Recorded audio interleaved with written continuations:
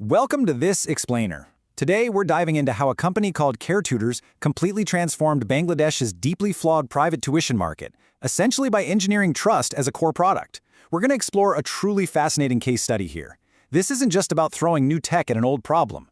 It's about a platform that fundamentally rewired the incentives of an entire industry. It's honestly a masterclass in how solving a structural failure can unlock just immense value. So let's get right into it. Okay, just a quick look at our roadmap for today. We'll be hitting the broken market, engineering trust, growth and expansion, human versus AI, and finally, scaling trust. Section 1. The broken tuition market, a structural failure.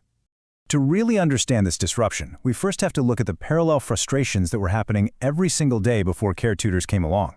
Picture this. You're a family in Dan Mondi looking for a tutor.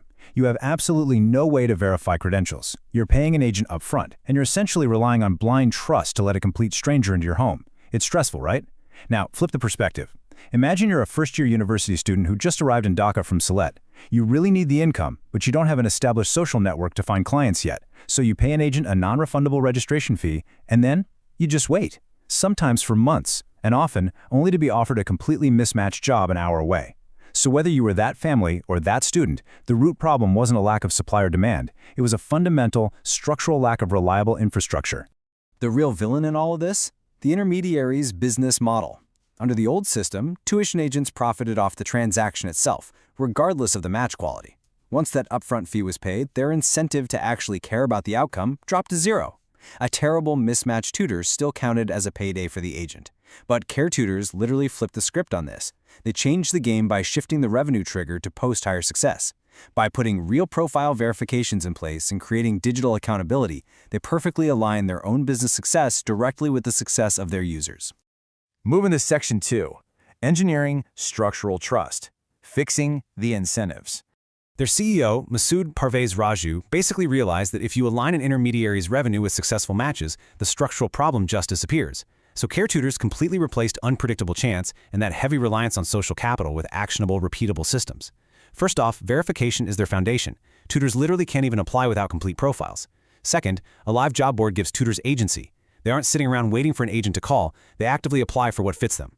Third, the standard trial class. Now this sounds obvious today, but it was practically unheard of in the old agent system. It gives the guardian the power to observe before committing. And fourth, this is huge, the post-hire fee. Tutors only pay the platform charge after they receive their first month's salary. This shifts all the decision-making power directly back to the guardians and the tutors, completely removing the financial risk of just trying to find work. So the crucial takeaway here is that they didn't just build an app. They built what we call structural trust. You see, in Bangladesh, people traditionally manage the risk of letting a stranger into their home through personal networks, right? Like a colleague's recommendation or a neighbor's cousin. But what if you don't have that network? Caretutors essentially built an institution to substitute for those personal connections. Their consistent protocols provide the exact same safety net and reliability to newcomers in the city who simply didn't have those established social ties yet. Which brings us to Section 3, growth and expanding markets, the compounding flywheel. By fixing those foundational incentives we just talked about, Caretutors triggered a compounding growth effect that expanded way beyond basic academics. 500,000. Let that number sink in for a second. That is the staggering number of registered tutors on their platform after 13 years. This kind of scale is absolutely incredible because it gives guardians access to a volume of filtered choice that the old agent model structurally could never, ever offer. Instead of just getting whoever the agent happened to have available that week, a guardian can post a job and receive applications from a vast pool of verified candidates. It entirely changes the dynamic of choice and quality. And because that underlying matching infrastructure works so incredibly well, they didn't have to stop at high school math or physics. No way. Whenever Caretutors received consistent user requests, they treated it as a direct market signal. And this led to an entirely new ecosystem of diverse, highly in-demand categories. We're talking Arabic language instruction, drawing, special needs education, and even something they launched recently called shadow tutoring.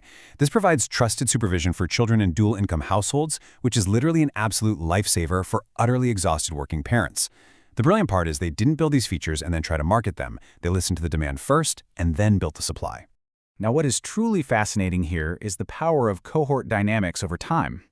Those broke university students who relied on Caretutors to pay their bills a decade ago, well, they're growing up, having families, and returning to the exact same platform as parents looking to hire tutors for their own kids. They don't need to be convinced. They already trust the system.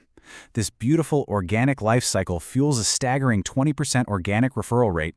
Their oldest users automatically graduate into their most reliable new customers. It's just brilliant business. All right, Section 4. The human versus AI factor, defending the moat. Okay, we have to address the elephant in the room.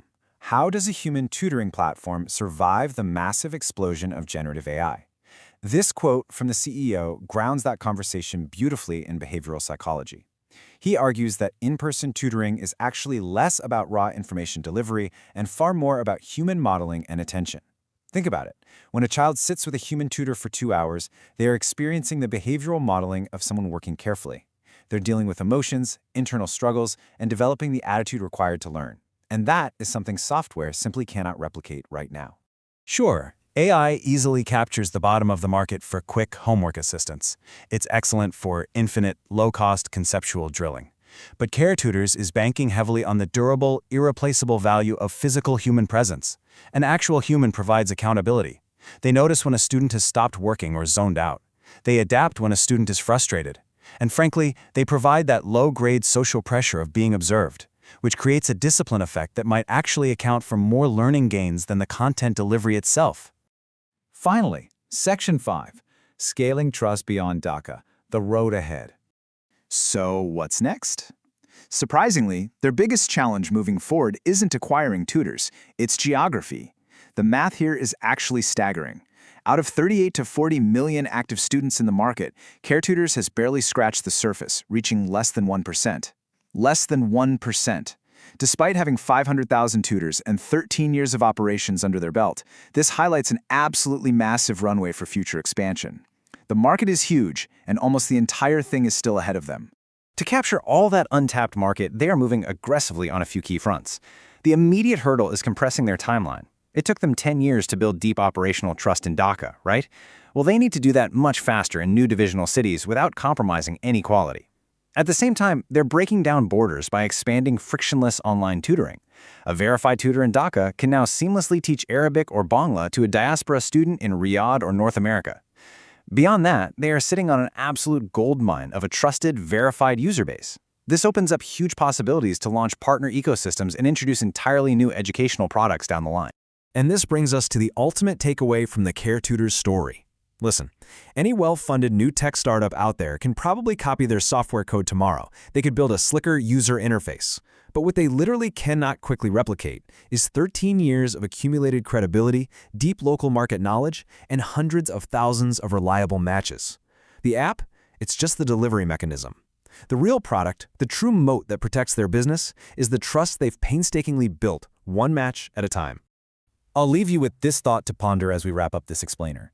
As technology advances at a breakneck pace and we rush to automate absolutely everything we can, we might just find that the slow, difficult work of building genuine human trust is the most valuable and completely uncopyable business asset of all.